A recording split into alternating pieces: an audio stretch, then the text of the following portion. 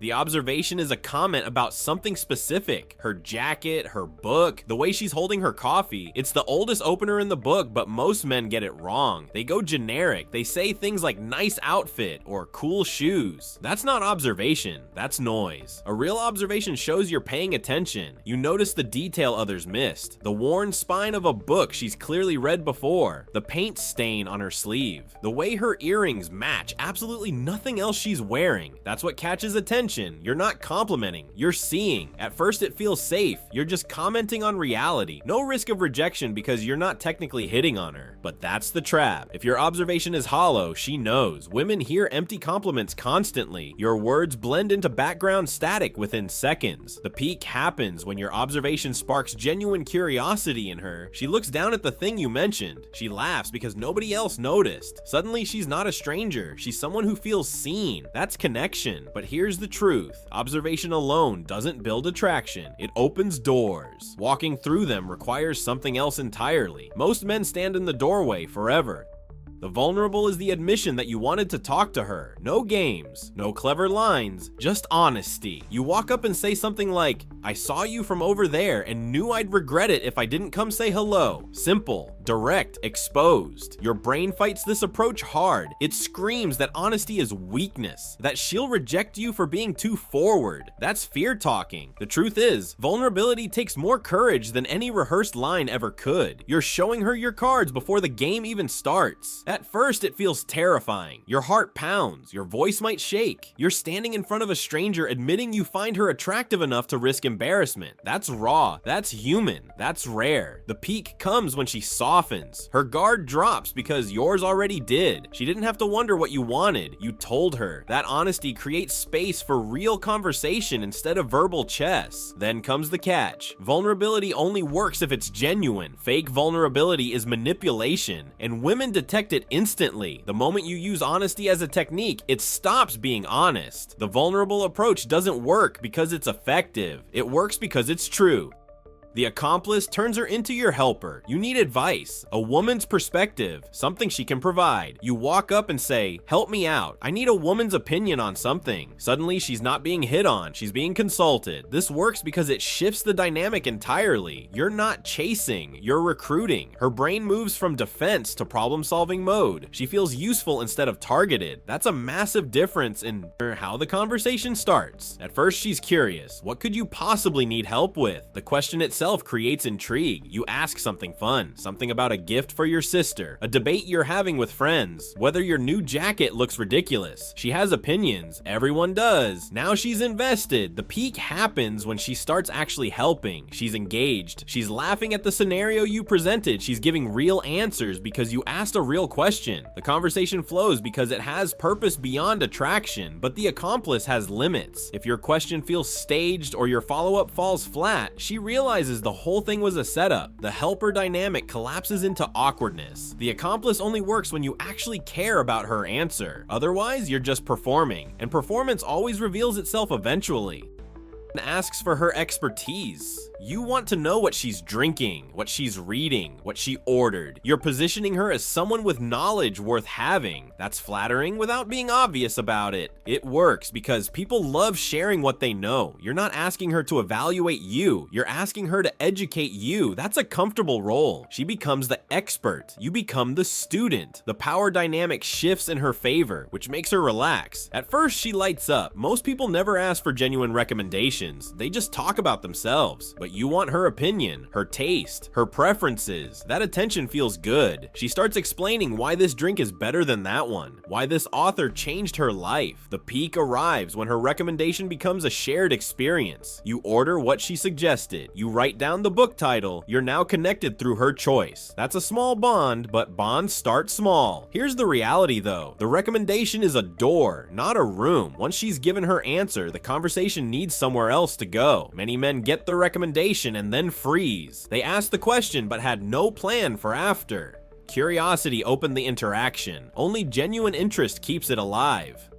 The opinion asks her to settle something, a debate, a question, a hypothetical that has no right answer. You walk up with, "Settle a debate for me," and suddenly she's a judge. She has power. She has purpose. She's not being approached. She's being consulted. This works because opinions are easy to give. You're not asking her personal questions. You're not making her vulnerable. You're giving her a low-stakes puzzle that she can answer without revealing anything about herself. That safety creates comfort. At first, she's intrigued. What's the debate? Something silly usually works best. Whether cereal is soup, whether a hot dog is a sandwich, whether it's acceptable to recline your seat on airplanes, she forms her position immediately. Everyone does. Now she wants to defend it. The peak happens when she argues her side with passion. She's laughing at how seriously she's taking this. You disagree playfully. The conversation has energy because it has stakes, even fake ones. You're not two strangers anymore. You're two people on opposite sides of something meaningless but fun. The trap is repetition. This opener works once brilliantly, but if your entire personality is hypothetical debates, she'll notice. The opinion starts conversations, depth continues them. Many men become addicted to the fun part and never learn how to move past it.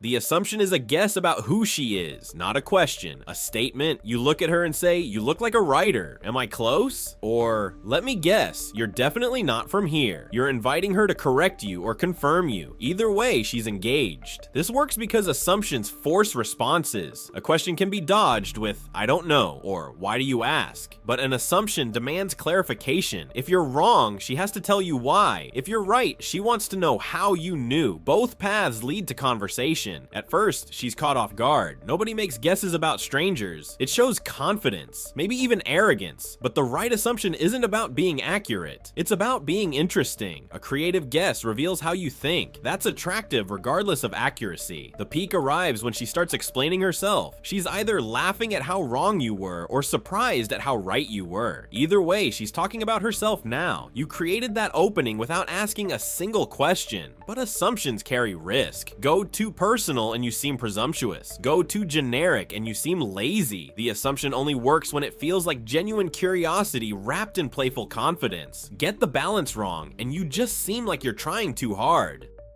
The situational references something happening right now. The long line, the loud music, the weird weather, the person doing something strange across the room. You're not talking about her. You're talking about the shared experience you're both inside of together. This works because it feels natural. You're not approaching her. You're just two people reacting to the same moment. The conversation doesn't feel forced because it wasn't manufactured. It grew from circumstance. That's the least threatening way to start talking to anyone. At first, it feels effortless. You comment on the bartender who's clearly having a rough night. She laughs because she noticed too. You're not strangers anymore. You're co-observers. Two people experiencing the same absurdity from different angles. That's instant common ground. The peak happens when the shared observation becomes shared jokes. You build on each other's comments. The situation becomes your inside reference. By the time the moment passes, you've already established a rhythm together. That's powerful. But situational has a ceiling. The moment ends. The line moves. The weather changes. If you don't transition to something personal, the conversation dies with the circumstance that created it. Situational starts things beautifully. It never finishes them. Many men ride the wave of shared experience without ever learning her name.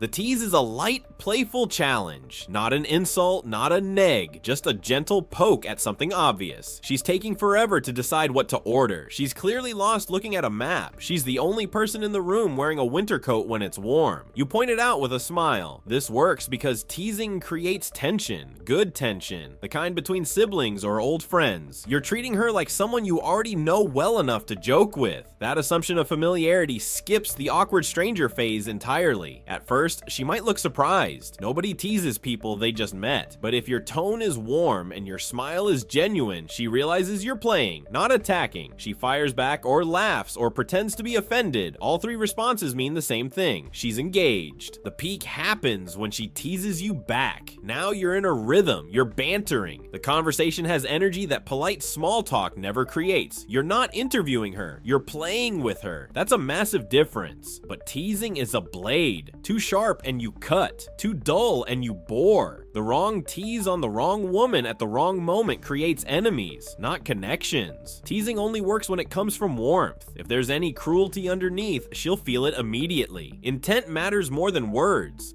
The direct is exactly what it sounds like. You walk up and say, "I thought you looked interesting and had to come say hi." No tricks, no games, no pretending you needed directions or opinions or help. You're interested. You're saying so. End of story. This works because it's rare. Most men hide their intentions behind questions and excuses. They ask for the time when they have phones in their pockets. They pretend to need directions when they know exactly where they're going. Women see through this immediately. The direct approach announces what's happening without disguise. She knows why you're there. You know she knows. All the guessing games vanish instantly. That clarity is refreshing in a world full of hidden agendas. At first, it feels like jumping off a cliff. Your survival instincts scream against this level of exposure. Your heart pounds. Your palms sweat. You're handing her the power to reject you with full knowledge of what she's rejecting. There's no safety net, no excuse to fall back on. That's terrifying. That's also exactly why it commands respect. Walking up to a stranger and stating your interest takes courage most people never develop. She recognizes that courage even if she's not interested, but direct has a brutal downside. Rejection is cleaner and faster. There's no ambiguity to hide behind. She can say no and mean no, and you both know exactly what happened. There's no story you can tell yourself about bad timing or missed signals. The truth sits in front of you, undeniable. The direct approach works best for men who've made peace with rejection. The curious asks about something she's already doing. She's reading a book. Ask about it. She's wearing an unusual necklace. Ask about it. She's sketching in a notebook. Ask about it. She's listening to music with one earbud out. Ask what's playing. You're not making conversation. You're joining a conversation she was already having with herself. This works because curiosity is disarming. You're not interested in her approval. You're interested in her world. That's a different energy entirely. She doesn't feel evaluated. She feels explored. Most people spend their lives waiting for someone to notice the things they love, their hobbies, their choices, the small details that reveal who they really are. When you ask about those things first, you skip past the surface and land somewhere meaningful immediately. At first, she lights up. Someone cares about the book she chose. Someone noticed the detail she thought nobody would see. That attention feels personal. You're not asking her name or what she does for work. Those questions feel like job interviews. You're asking about her choices, her tastes, her interests. That's deeper without feeling invasive. It tells her you're paying attention to who she is, not just what she looks like. That distinction matters more than most men realize, but curiosity requires follow-through. If you ask about her book and then reveal you don't actually care about books, she'll feel tricked. The magic evaporates instantly. She realizes you used her interest as a tool instead of respecting it as a window into who she is. Curiosity only builds connection when it's genuine. Fake interest collapses the moment she asks you a question back, and you have nothing real to offer. You don't have to share her passions. You do have to respect them. The curious approach isn't a technique, it's a mindset. People can tell the difference immediately.